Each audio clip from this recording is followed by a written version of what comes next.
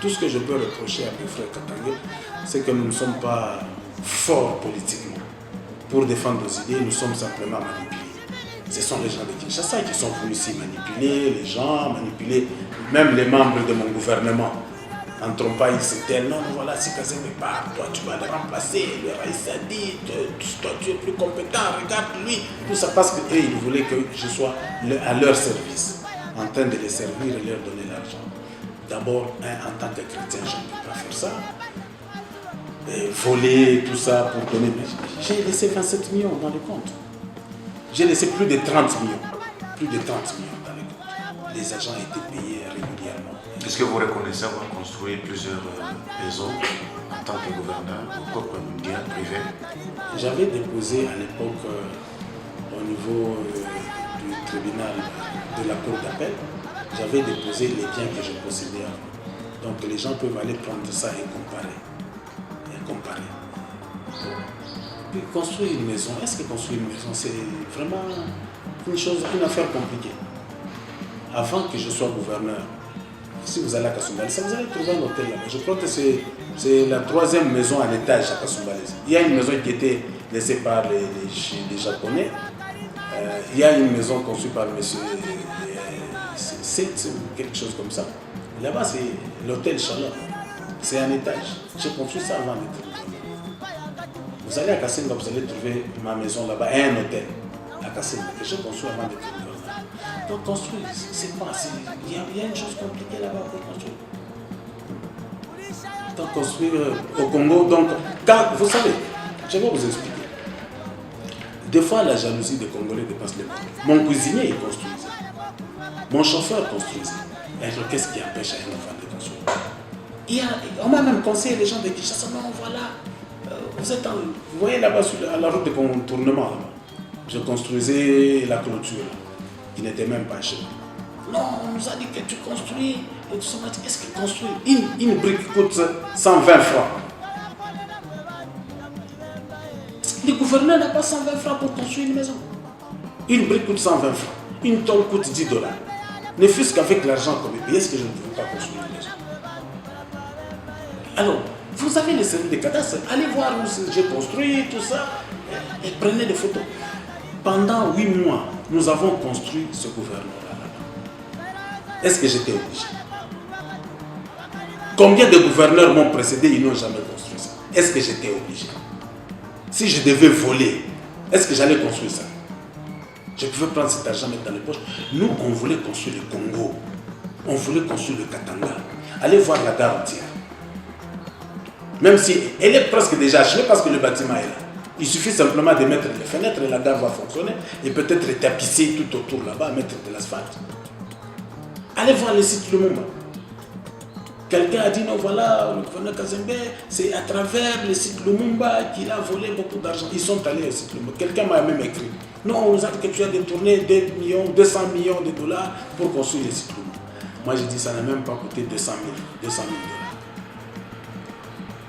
Pourquoi? Parce qu'on avait mis l'agence des petits travaux. Une agence de petits travaux. Les Congolais, j'ai trouvé beaucoup de gens au gouvernorat là-bas qui passaient tout leur temps sous les arbres. Moi, je dis, mais au lieu de passer, parce que chaque gouverneur qui passait là-bas, il mettait ses frères, ses cousins, ses amis et tout ça. Et après, c'était pléthorique, les gens ne travaillaient pas. J'ai dit, allez, agents de petits travaux, vous tous. Et je les ai amenés là-bas. J'ai financé les gens de Kassomé. de route Kassenga. Les jeunes gens qui vendent du sable. Moi, je dis, bon, on va vous encadrer. À partir de maintenant, vous allez commencer à produire les blocs ciment avec votre sable. Au lieu de vendre un camion à 100 $, j'aimerais que vous puissiez maintenant gagner au moins 1000 $ avec cette quantité de sable. Et je leur avais fourni 1000 sacs de ciment. Et ils ont commencé à produire les blocs ciment. Et nous, on a acheté les blocs ciment là-bas, on a amené aussi tout le monde. Et c'est avec ça qu'on a construit. Vous voyez comment on a donné de l'emploi aux gens. Et je voulais que plus tard, ces gens-là puissent arriver même à fabriquer des buses, à fabriquer des pavés, à fabriquer, je ne sais pas, toutes sortes d'histoires, même les dalles, tout ça pour les routes, ainsi de suite. Et on a créé aussi des jeunes gens, par exemple à Lido, des jeunes gens à Djamalale. On dit, mais organisez-vous en tant que jeunes. Nous, nous vous fournissons du sable, nous vous fournissons du ciment, nous vous donnons ceci, cela. Vous construisez. Qui va construire le Congo? Le Congo doit être construit par les Congolais. Dans votre quartier, vous vous plaignez qu'il n'y a pas de caniveau. Organisez-vous. Trouvez des maçons. Moi, je vous fournis tout et à la fin, on vous paye quelque chose. Ouais. On a fait ça à la Katouba, donc on voulait vraiment mettre les Congolais au travail. Pourquoi les gens ne mettent pas les Congolais au travail? Parce qu'ils cherchent des commissions. On vous dit, voilà, mon cousin fait une entreprise. Toi aussi, fais une entreprise comme ça, patati patata. Non. Ouais. Ça détruit le Congo. Il faut mettre les Congolais au travail. Chacun chez lui, là où il est, qu'il soit maître de son destin. Vous dites, bon, excellence, ici, voilà, les caniveaux sont bouchés. Les caniveaux sont bouchés. Okay. Vous voulez que moi je vienne déboucher? Je ne viendrai jamais. Organisez-vous pour les déboucher, moi je vous paye. Dites-moi, il faut quoi? Vous travaillez, moi je paye. Voilà comment on peut mettre les Congolais au travail. Au lieu d'aller chercher des Chinois, au lieu d'aller chercher des Indiens, des Libanais, et ainsi de suite, mettons les Congolais au travail. Quand je prends le pouvoir, je trouve que la masse salariale avait presque doublé par rapport à ce que l'ancien gouverneur avait laissé. Pourquoi? Allez, on a augmenté les salaires du gouverneur, des ministres, de ceci et tout ça. On a dit non, c'est pas normal. Alors qu'il y a découpage. Donc, en principe, notre enveloppe salariale devait être divisée par 4. Parce qu'il y a un effectif qui n'est plus là. Moi, je dis, vous rabattez les salaires.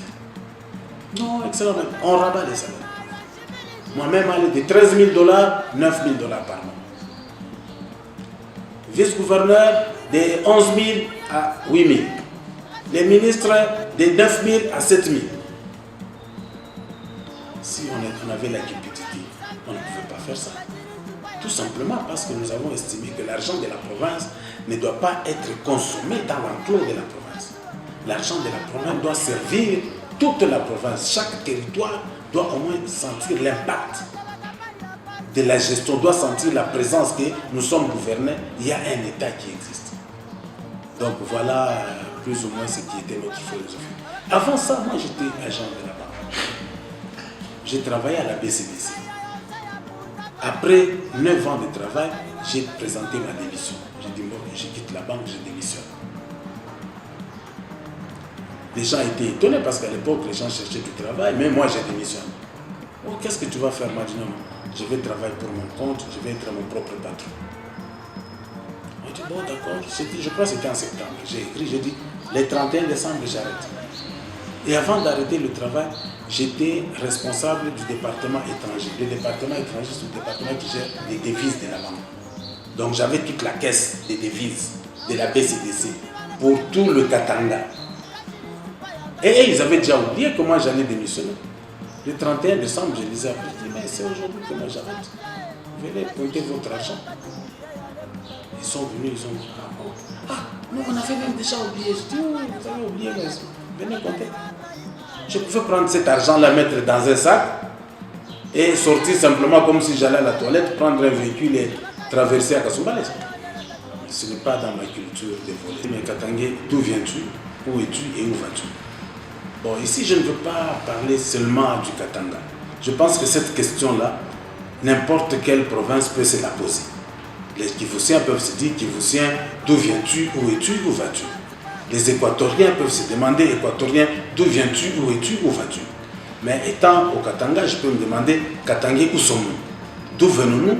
Où sommes-nous et où allons-nous? Donc nous venons d'une situation plus ou moins de développement et aujourd'hui nous sommes dans la misère et demain je ne sais pas si on va nous enterrer. Parce qu'à l'époque, des Tchombé, à l'époque, même quand Kibasa était enseignant, un enseignant pouvait se permettre de payer une moto à chaque mois. Un enseignant pouvait économiser et payer une petite VOE à l'époque. Moi, je me rappelle, j'ai un oncle paternel qui était directeur, mais il vivait à l'aise. Il pouvait, à l'époque, on disait même que Fouraya Katanga, Kulala, Kunya, Nakuria. Donc, il pouvait boire du 1er au 30 et tout en ayant à manger à la maison. Mais aujourd'hui, nous sommes en train d'aller vers une situation de pauvreté et de misère généralisée. 60 ans après l'indépendance, on n'a pas réussi à sortir même 1% de la population de la misère. La seule entreprise qui paye au Congo, c'est la politique. Tous les médecins veulent devenir des politiciens. Les vétérinaires veulent faire de la politique. Les techniciens, les ingénieurs, comme mon ami Flung, c'est un bon ingénieur, mais parce que ça ne paye pas. Si on pouvait donner une mine à Flung, on dit voilà, ici c'est votre mine, vous êtes ingénieur exploité. On vous aide à trouver des moyens. Je pense qu'il serait plus millionnaire. Il n'allait même pas chercher à faire la politique. Mais parce qu'aujourd'hui, la seule entreprise, c'est la politique, où on gagne l'argent facilement, où on peut avoir 500 députés. Parmi les 500 députés, il n'y en a que 50 qui parlent. Les autres sont là juste pour lever la main, et à la fin du mois, il a, c'est pas 7 000 $, 9 000 $. Donc c'est la seule entreprise qui paye. Or, on peut avoir des millionnaires dans tous les secteurs. Notre pays est tellement riche que nous pouvons avoir des millionnaires dans tous les secteurs. 60 ans après l'indépendance, au Congo, nous avons combien de millionnaires? Nous avons combien de milliardaires? Or, tous ces milliardaires qu'on trouve en dehors de notre pays, surtout en Occident, ils se sont fait des millions et des milliards sur le dos de la République démocratique du Congo, en exploitant le coltan, en exploitant de l'or, en exploitant le diamant, en exploitant le cuivre, le cobalt, même l'uranium. Notre uranium a sauvé le monde de la Deuxième Guerre mondiale. Mais comment est-ce que tout cela, nous ne pouvons pas exploiter? Nous avons besoin des dirigeants visionnaires. Des dirigeants comme on a fait en Afrique du Sud. L'Afrique du Sud, après le régime d'apartheid, ils se sont réunis, ils ont dit, voilà, vous êtes forts dans quel domaine? Nous sommes forts dans le domaine des mines. Voilà, banque, donnez à ces gens-ci 10 millions de $. Vous voulez faire quoi? Nous voulons faire l'agriculture. Voilà, donnez à ces gens-ci 10 millions de $. Vous voulez faire quoi? Voilà, donnez ceci. Voilà. En tant que Congo, nous sommes forts, mais nous devons trouver une forme de l'État permettant à ce que même celui qui est dans un village sente qu'il est gouverné. Le problème aujourd'hui, c'est que le Congo, s'il n'est pas totalement non gouverné, en tout cas, il est sous-gouverné à plusieurs points. Vous pouvez aller dans certains coins du côté de Sakani.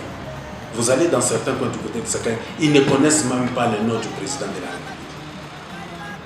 Quand j'étais conseiller du gouvernement Moukena, nous sommes partis dans le nord Katanga. On a trouvé les gens qu'on appelait les rebelles. À ce moment-là, les Maïmaï, qui étaient en train de s'agiter. Mais pourquoi vous faites ça? Non, nous le faisons pour soutenir le musée. Quand on a dit, mais le musée est déjà mort. Nous avons un nouveau président. Ah non, Boubé là, Boubé. Voilà. Donc, ils ne savaient même pas. Ça veut dire quoi? Ça veut dire que le pays n'est pas gouverné.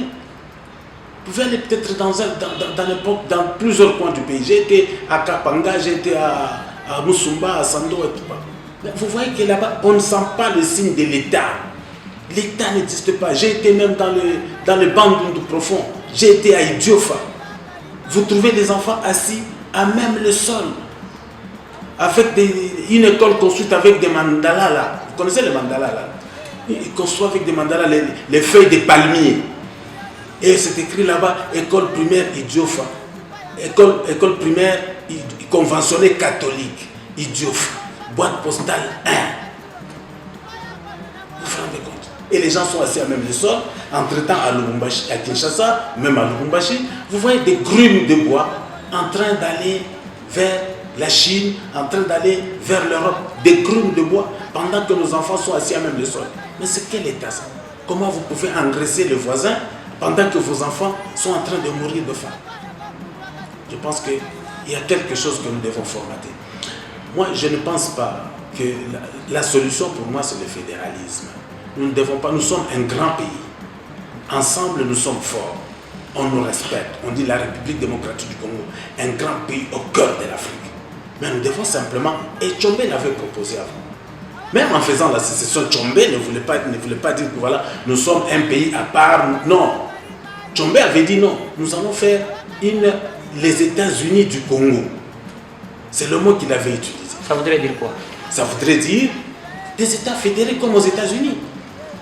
Donc ici, les 6 provinces héritées de la colonisation. Chaque province a une administration pour rapprocher l'administration de l'administré. Il avait même dit, les gens lui prêtent beaucoup d'intention. Il avait dit, ce n'est pas par égoïsme. Ce n'est pas que nous voulons nous séparer des autres parce que nous sommes un pays riche. Non. C'est tout simplement à Kinshasa qu'il règne le désordre. Avec les désordres qui règnent à Kinshasa, nous ne pouvons pas développer le pays. Alors nous voulons que, pour éviter, pourquoi à Kinshasa il y a des désordres? Tout simplement parce qu'ils veulent ils croient que tous les Congolais sont à leur service. Parce que c'est Kinshasa qui nomme un chef de division, et le chef de division qui est là, il est au service des gens qui l'ont nommé. Donc il doit tout faire pour rembourser l'argent.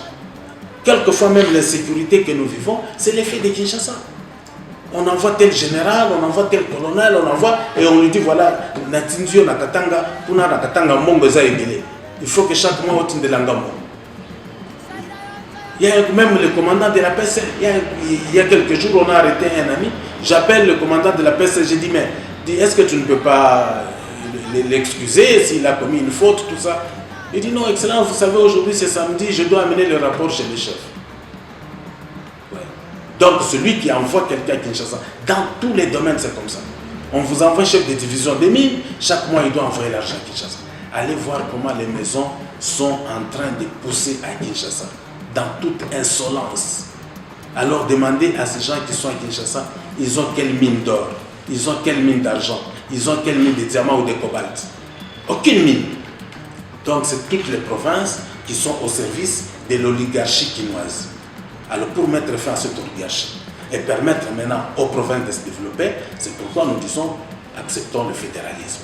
À l'époque, Tshombe n'avait pas l'intention de créer l'État indépendant du Katanga. Parce que jusque le 9 juillet, Tshombe était à Kinshasa. Il a assisté à la proclamation de l'indépendance de la République démocratique du Congo. Mais dans les négociations, il a parlé avec Lumumba. Il lui a dit, voilà, monsieur le Premier ministre, nous sommes le Katanga. Et le Katanga, c'est le poumon économique de la République démocratique du Congo. Ce que nous vous demandons, c'est de nous donner quand même des ministères importants, compte tenu de notre contribution à la République. Et là, Lumumba ne l'avait pas compris. Lumumba dit non, le Congo appartient à tout le monde. Je vais vous donner ce que je voudrais vous donner.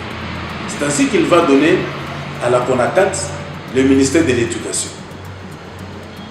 Ce que Tshombe a refusé. Il a dit non. Nous, on doit prendre soit les finances, soit l'économie, compte tenu de l'apport, compte tenu de notre contribution dans l'assiette économique. Et comme Lumumba ne l'avait pas compris, c'est comme ça que Tshombe va rentrer le 9 juillet à Lubumbashi pour proclamer l'indépendance. Il dit non, ce que vous faites à Kinshasa, nous ne sommes pas d'accord. Alors, la question que vous me posez, c'est qu'au jour d'aujourd'hui aussi, lorsque nous regardons dans les différentes formations politiques, le Katanga ne pèse pas. Regardez quand le FCC se réunit. Est-ce que vous voyez un Katangé là? Il n'y a aucun Katangé qui participe à la prise de décision au niveau du FCC. Il y a Joseph Kabila, l'autorité morale. Oui, d'accord. Mais l'autorité morale, vous voyez, vous avez bien dit autorité morale. Donc c'est moralement qu'il est là. Mais la gestion courante du FCC, dans la gestion courante du FCC, on n'est pas là. Allez au cash. Est-ce que vous connaissez un Katangé au cash qui pèse, qui participe à la prise de décision? Nous sommes des marionnettes. Nous sommes en train de subir. Alors je dis, il est grand temps que les Katangés puissent se réveiller. Mais quelque part aussi, c'est parce que nous, les Katangés, à vrai dire, les Katangés ne sont pas des politiciens. Nous avons été habitués depuis la colonisation à être des travailleurs. Quand vous avez évoqué la question, la phrase là d'Alexis Kishima, pourquoi il avait dit ça? C'est parce qu'aux élections de 1958, on a vu que dans la ville de Lubumbashi ici, nous avions perdu les élections dans plusieurs communes. C'est comme ça qu'il s'est écrit, il dit, mais Katangé, où es-tu? Parce que nous étions bons pour les mines, nous étions bons pour, comme agents, comme cuisiniers, comme ceci, mais on ne s'occupait pas de la politique. Mais aujourd'hui aussi, nous devons apprendre à nous occuper de la politique. Et quand nous nous occupons de la politique, des fois nous le faisons très mal. Nous le faisons en nous neutralisant nous-mêmes. Nous le faisons en nous neutralisant nous-mêmes. Nous avons poireauté pendant 32 ans sous le règne de Mobutu. Heureusement que Mobutu nous prenait quand même avec des considérations. Vous savez qu'à l'époque même du gouvernement d'Adoula, Cyril Adoula, il y avait un ministère au niveau central, ministère chargé des affaires katangaises. Donc le Katanga était géré d'une manière particulière, même à l'époque coloniale. Il y avait un gouverneur général au niveau de Kinshasa qui contrôlait tout le Congo, mais le Katanga avait son gouverneur général adjoint qui contrôlait uniquement le Katanga. Et le Katanga ne dépendait pas de Kinshasa. Voilà un peu d'où est venu l'esprit d'indépendance. Depuis l'époque coloniale, le Katanga ne dépendait pas de Kinshasa. Il y avait un gouverneur général qui s'occupait des Bandundu, de l'Équateur, du Bas-Congo, du Kivu, ainsi de suite, de la province orientale. Mais pour le Katanga, il y avait un gouverneur général adjoint. Et quand nous avons eu l'indépendance, il y avait un ministre chargé uniquement des affaires katangaises. Et pourquoi il y avait un ministre chargé des affaires katangaises? Parce que le Katanga était le poumon économique. Donc il était géré d'une manière particulière. Et c'est ce que Tshombe avait demandé à Lumumba. Nous contribuons de manière spéciale. Tiens compte de cela. Parce que si vous ne tenez pas compte de ça, ce serait comme si nous sommes un territoire conquis où vous allez commencer à venir puiser vos richesses et pour nous appauvrir. Nous voulons avoir l'œil sur nos ressources, savoir comment cela peut nous profiter. Le Katanga, c'est d'abord l'esprit. C'est d'abord cet esprit, cette unité, cette histoire commune, cette culture commune. Voilà le Katanga. Ce n'est pas parce qu'aujourd'hui, celui qui était comme c'est des districts au Lualaba, on l'appelle gouverneur, qu'on a divisé le Katanga. Non, on lui a simplement donné un peu plus de pouvoir. On a renforcé l'administration. Avant, il n'avait pas de chef de division, maintenant il a des chefs de division qui ne doivent pas quitter Lualaba pour venir chercher les injonctions à Lubumbashi et les autres. À partir de là, lui aussi peut maintenant décider, ensemble avec le gouverneur, sur quel plan nous attaquer pour le développement. Mais la Constitution nous donne le droit, le pouvoir, que 2 ou 3 provinces peuvent se mettre ensemble pour défendre des projets communs. Comment est-ce que, je me suis même demandé comment est-ce que les députés pouvaient siéger en voyant de telles images. La véritable histoire, c'est laquelle? La véritable histoire, c'est que notre pays, à un certain moment, était menacé par ses voisins. Le Rwanda, l'Ouganda et le Burundi. Quand Mouzé avait décidé de se débarrasser des Rwandais qui étaient dans les institutions. C'est à ce moment-là que la guerre a commencé. La guerre contre le Rwanda, et le Rwanda avec l'Ouganda, ils se sont même battus avec Kisangani à un certain moment. Mais alors, Mouzé, il n'avait pas encore organisé son armée. Il a demandé au peuple de s'organiser. Organisez-vous, prenez-vous en charge, vous devez défendre votre pays. Et on a vu cela à Kinshasa. Quand les Rwandais ont voulu rentrer par Kinshasa, la population a commencé à les ramasser. On en a brûlé certains. Je crois que vous avez suivi cela. Et c'est la même chose ici chez nous. La population s'était organisée dans ce qu'on appelait FAP. FAP, Force d'autodéfense populaire. Mais quand il y a eu réconciliation entre les RCD, le MLC et le gouvernement congolais, on a pris tous ces gens, tous les rebelles qui étaient là-bas, on les a intégrés dans l'armée. Vous comprenez un peu l'histoire? On les a intégrés dans l'armée. Il y en a qui sont devenus des généraux, des capitaines, des lieutenants, ainsi de suite. Mais on n'a pas voulu intégrer les gens qui étaient dans la FAP, dans la force d'autodéfense populaire. On les a traités de forces négatives. Ils ont été exclus, ils sont restés à côté. Et c'est de ce groupe-là que faisaient partie les Vwende, les Makabé, les Chinja, et ainsi que les Gédéons Kyulunta. Donc cette question-là, nous devons l'examiner avec beaucoup de minutie. Quand vous lui demandez, comme je vous ai dit, des fois c'est le manque d'information. Nous sommes allés là-bas, on a trouvé Maccabée et les autres, mais pourquoi vous battez? Nous nous battons pour Mouzé. Il dit, mais Mouzé est déjà mort, la guerre est déjà finie. Oh non, c'est faux, vous nous trompez. Vous voulez nous piéger.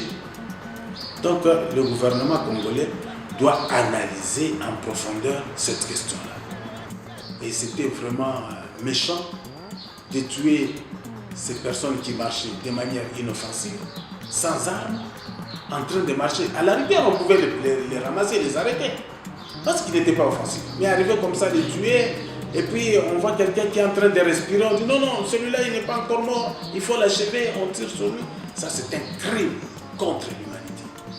Tout ce qui nous manque, ce sont des gens, des juristes, capables de porter plainte, parce que les images existent. Les images existent, on devait porter plainte. C'est d'ailleurs pour ça que le vice-premier ministre de l'Intérieur, quand on était venu, mais à la fin, il n'y a rien. Il n'y a rien. Personne n'est coupable. Donc ces gens-là sont morts pour rien. Ce n'étaient pas des humains. C'est quand même un peu révoltant. Est-ce que la richesse de la RDC profite au monde extérieur? Toutes ces tonnes de cuivre qui partent en dehors du pays, ça profite à qui? Ça profite d'abord à l'Occident. Et les miettes qui tombent de ça profite à qui? Ça profite à une oligarchie qui est basée à Kinshasa. Voilà où va l'argent. C'est pour cela que nous parlons, si je peux anticiper, nous parlons du fédéralisme. Parce que la décentralisation a échoué. La décentralisation a échoué parce qu'on a voulu remettre quand même le pouvoir aux provinces. Que les provinces puissent s'autogouverner, que les provinces puissent se développer. Mais nous voyons que cette décentralisation est encore confisquée. Lorsqu'on doit élire un gouverneur, lorsqu'on doit élire, je ne sais pas, les présidents de l'Assemblée ou les députés, il y a toujours la mainmise des nouveaux colonisateurs qui sont basés à Kinshasa. Alors ça, nous devons combattre.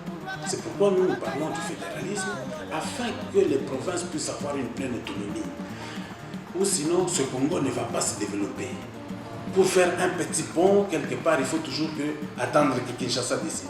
Donc ici, vous produisez l'argent, vous envoyez à Kinshasa, et puis c'est Kinshasa qui doit vous retourner si Kinshasa approuve que votre pont soit construit. Je crois que ce sont des anomalies que nous devons combattre.